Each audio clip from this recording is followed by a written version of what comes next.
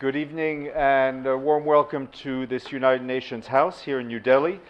We have with us, as you know, the Secretary General of the UN, who's here in advance for the G20. He will make some opening remarks, and then we will take your questions. Sir, please. Ladies and gentlemen of the media, a very good evening. It is a great pleasure to be back in India for this pivotal G20 summit. And let me begin by expressing my gratitude to India for the warm welcome and my hope that India's presidency of the G20 will help lead to the kind of transformative change our world so desperately needs, in line with the repeated commitment of India to act on behalf of the Global South and its determination to pursue the development agenda. And I welcome the focus on one Earth, one family, one future. This phrase, inspired by the Maha Upanishad, finds profound resonance in today's world, not just as a timeless ideal, but as an indictment of our times. Because if we are indeed one global family, we today resemble a rather dysfunctional one. Divisions are growing, tensions are flaring up, and trust is eroding, which together raise the spectre of fragmentation and ultimately confrontation. This fracturing world would be deeply concerning in the best of times, but in our times it spells catastrophe. Our world is in a difficult moment of transition. The future is multipolar, but our multilateral institutions reflect a bygone age. The global financial architecture is outdated, dysfunctional, and unfair. It requires deep structural reform, and the same can be said about the United Nations Security Council. We need effective international institutions rooted in 21st century realities and based on the UN Charter and international law. That is why I've been advocating for bold steps to make those global institutions truly universal and representative of today's realities and more responsive to the needs of developing economies. We have no time to lose. Challenges stretch as far as the eye can see. The climate crisis is worsening dramatically, but the collective response is lacking in ambition, credibility, and urgency. Wars and conflicts are multiplying, but efforts to advance peace are faltering. New technologies are raising red flags, but actions to contain the risks remain too slow and too piecemeal. Poverty, hunger, and inequalities are growing, but global solidarity is missing in action. And I have come to the G20 with a simple but urgent appeal. We cannot go on like this. We must come together and act together for the common good. G20 leaders must show leadership in two priority areas. First, leadership on climate. The climate crisis is spiraling out of control, but G20 countries are in control. Together, G20 countries are responsible for 80% of global emissions. Half measures will not prevent full climate breakdown. Leadership means keeping the 1.5-degree goal alive, rebuilding trust based on climate justice, and advancing a just and equitable transition to a green economy. I have put forward the Climate Solidarity Pact, in which big emitters make extra efforts to cut emissions and wealthier countries support emerging economies to achieve this. And earlier this year, I presented a plan to supercharge these efforts through an acceleration agenda. It calls on developed countries to reach net zero as close as possible to 2040 and the emerging economies as close as possible to 2050. Phase out coal by 2030 in OECD countries and 2040 in all others. End all licensing and funding of new fossil fuel projects and bring affordable electricity to everyone on Earth, while simultaneously reaching net zero electricity by 2035 in developed countries and 2040 elsewhere. Leadership also means finally delivering on commitments to developing countries by the developed world, including by meeting the $100 billion goal, doubling adaptation finance, replenishing the Green Climate Fund, and operationalizing the loss and damage fund created in the last COP. Ladies and gentlemen of the media, second, the G20 must show leadership in saving the Sustainable Development Goals. I put forward concrete measures that would yield immediate benefits. They include an SDG stimulus of at least $500 billion per year, an effective debt workout mechanism to support payment suspensions, longer lending terms, and lower rates on fairer terms to developing countries in distress, a meaningful capitalization and change in the business model of multilateral development banks to be able to massively leverage private finance at reasonable cost to developing countries, a more substantive rechanneling of unused special drawing rights to increase liquidity where it is needed most, and a shift in subsidies away from fossil fuel to more sustainable and productive uses. Together, these actions would catalyze SDG progress and help developing economies invest in key transitions across energy, food systems, digital, education, health, decent jobs, and social protection. All of these within reach, but it will take all hands. No nation, no region, no group, not even the G20 can do it alone. We must act together as one family to save our one Earth and safeguard our one future. Thank you. Thank you very much. First question will go to, before I go to that, just a kind reminder, one question per person, and please ask your question clearly. Himanshu from NDTV, if you could stand up, please. And take the microphone, please. Thank you. His Excellency, it's a privilege. No Excellency. Yeah, okay. It's a privilege to get this opportunity to interact with you. You've been repeatedly raising the challenges on the climate change front. And I remember you once said that climate change is running much faster than we are.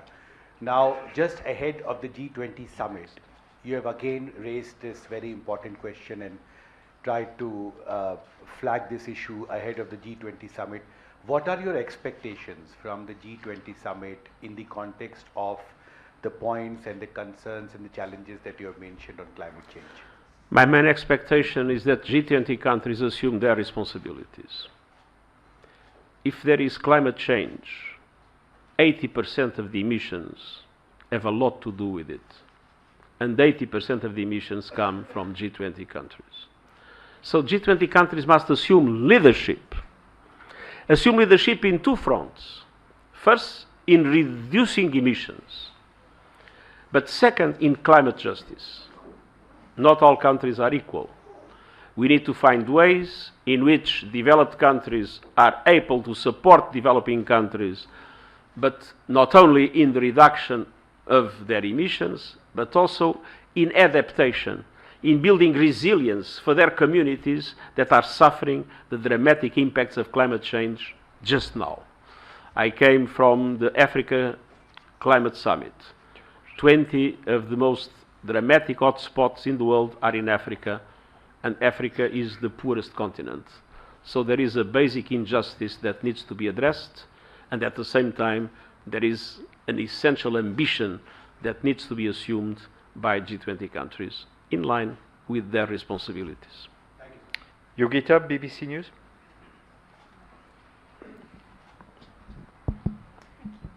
My name is Yogita Lamai. I'm with the BBC. My question is that the heads of state of two very powerful countries who are also permanent members of the UN Security Council are not attending. Why then do you expect this summit to be, or describe this summit as pivotal? Let's be clear. We are in a very challenging moment. We are facing an acceleration, a dramatic acceleration of climate change. We have the Russian invasion of the Ukraine and all its impacts around the world.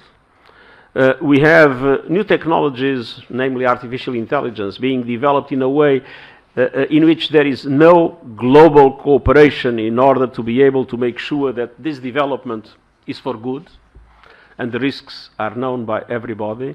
So this is an extremely challenging moment. So countries must assume responsibilities independently of whether it's the president or the prime minister or the vice president that comes. The responsibility is the responsibility of countries, and I expect the G20 to assume its responsibilities independently of who represents each country in this summit. Whatever the person that represents the country, the responsibility of the country is the same. Thank you. The young lady in the front row in the red.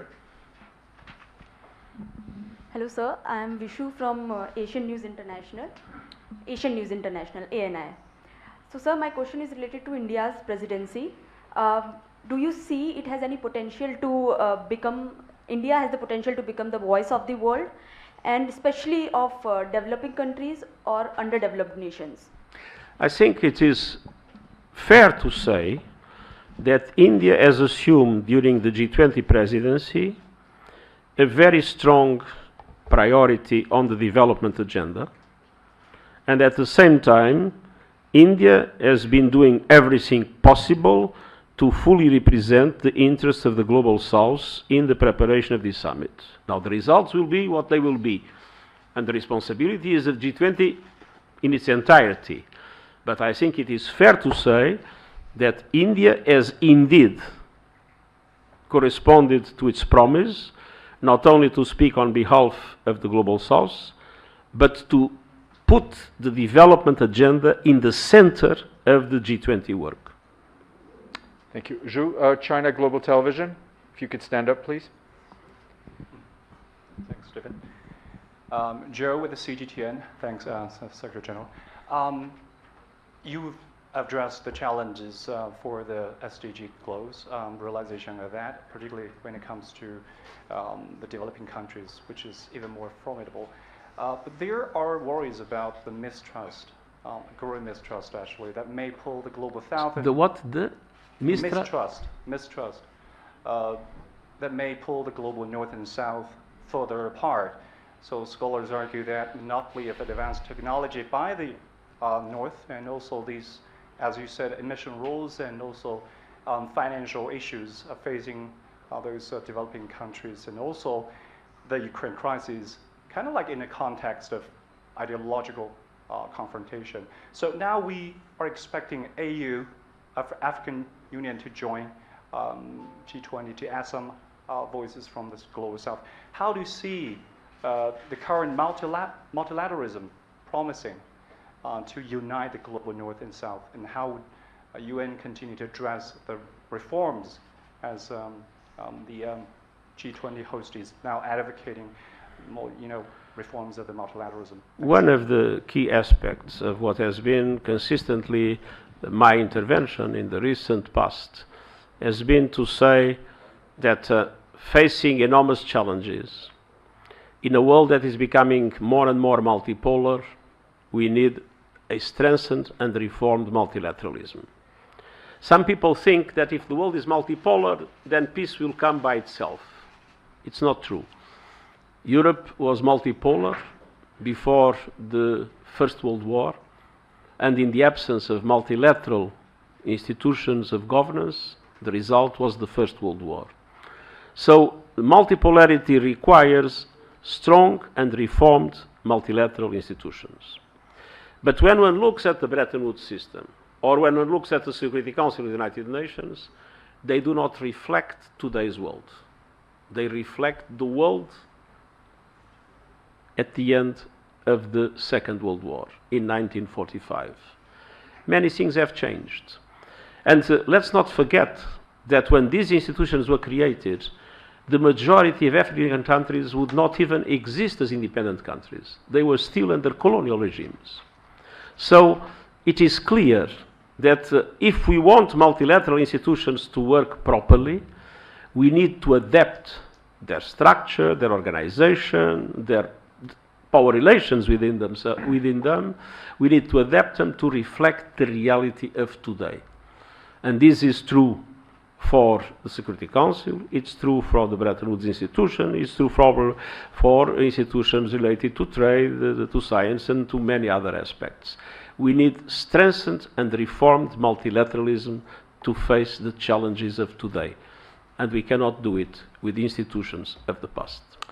Amit, right here from India Today. If you wait for the microphone, please. Right behind you. Thank you. Namaste, sir. I'm Amit Bhardwaj from India Today. You yourself said that the UN Security Council is outdated, and considering the situation of the present, the way India is voicing the voice of the global South, do you think that number one, there's need to broaden the UN Security Council, and India is a strong contender to become part of UN Security Council? It's not for me to define who will be in the Security Council. It's for member states. It is obvious that India is today the country of the world with the largest population, and it is obvious that India is a very important partner in the world multilateral system. But it's not for me to decide who's going to be in the Security Council. It is for me to say that I believe we need the reform of the Security Council to reflect the realities of today's world. Thank you. The young lady in the green black stripe right there. Good evening. I'm Divya from the Indian Express. Do you think India presently has the credibility to be a mediator in the Russia-Ukraine conflict? Do you mean to be a mediator in the Russia? Can India be a mediator in the Russia-Ukraine conflict? Can India have a role to play as a mediator of Russia? I think that when you have a conflict, all efforts of mediation are extremely important.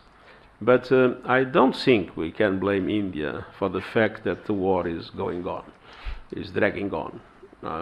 I am not very hopeful that we will have a peace solution in the immediate future. I believe the two parties are still decided to move on with the conflict. And obviously we need to pay tribute to all those that with good intention try to do everything possible for this dramatic situation to find an end. The gentleman right here in the front row.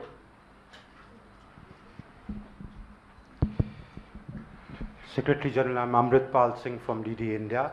You spoke about reform of multilateral institutions, saying they are institutions of the past and do not reflect the realities of the present. Is there now a need to put a timeline to the reform of these institutions? There is a need to do it. I'm not sure if we'll get it. But I think it is urgent. When we see the challenges that we face and the existential nature of those challenges, I do not think we can waste time. Thank you. The gentleman in the black there with the beard? Yep. Hello, I'm David Asta from EFE News Agency. I wanted to from, ask sorry? EFE News Agency, the Spanish news agency. EFE, the Spanish news agency. EFE. Yes. You can speak in Spanish if you want. I'll do it in English, that's fine. Yeah. What will be your message for the Global South when you go to Cuba for G77? Well, my message is very clear.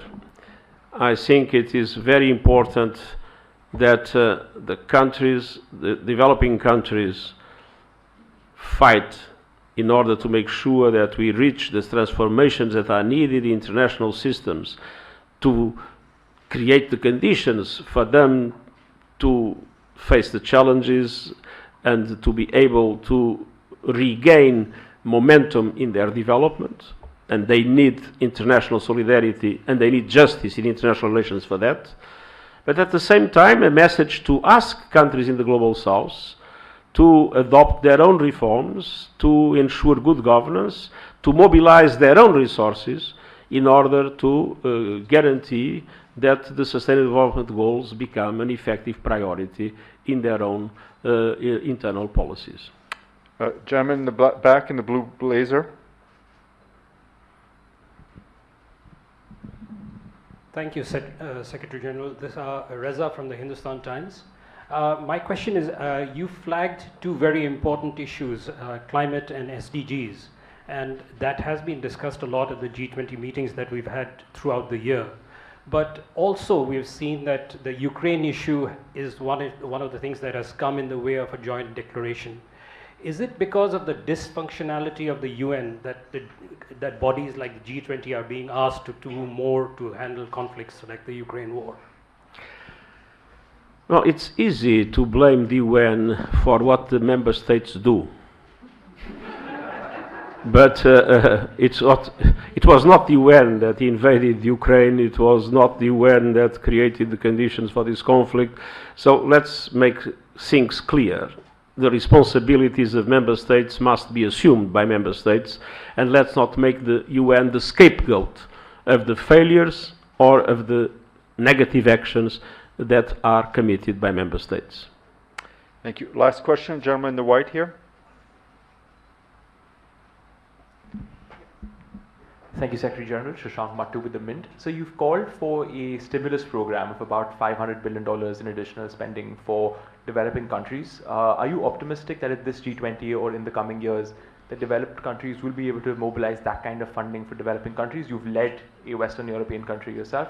Do you think there's any possibility of that happening?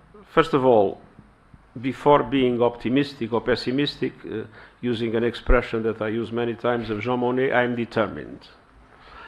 And first, it is possible to do it, and it's necessary to do it. Just to demonstrate how possible it is. If the special drawing rights that were distributed, as you know, according to the quotas, and so developed countries benefited much more than developing countries. And there was a commitment to rechannel part of those special drawing rights to countries in the global south. Now imagine that beyond the $100 billion of rescheduling that was more or less promised, that it was possible, and I believe it is possible, it's a matter of decision and of assumption of solidarity, to have an additional $100 billion put at the disposal of developing countries. And imagine that you use the multilateral development banks to do so. If you use the multilateral development banks to do so, each dollar you put in the capital of a multilateral development bank or in the resources of a multilateral development bank can be multiplied by 5 with loans that, with excellent conditions, the multilateral development banks can obtain and then transfer to developing countries. 5 times 100 billion is 500 billion. So this gives you an idea, and there are many other measures that we need to think about, how to mobilize the private finance through a new model and a new business model of multilateral development banks, giving more guarantees, being first risk takers, instead of just making their own loans. And that, again, brings private finance at reasonable cost to developing countries. We have been asking for capitalization of the multilateral development banks. Everybody today recognizes, and in a report that was presented to the G20, there is a clear recognition of that need. Again, it's a multiplying effect. So there are many ways to get it. It's a matter of political will. And we need to make sure that political will follows the needs that humanity has in a very dramatic moment, like the moment we are living together. Great. On that note, thank you very much. Thank you. Have a good evening. Thank you very much.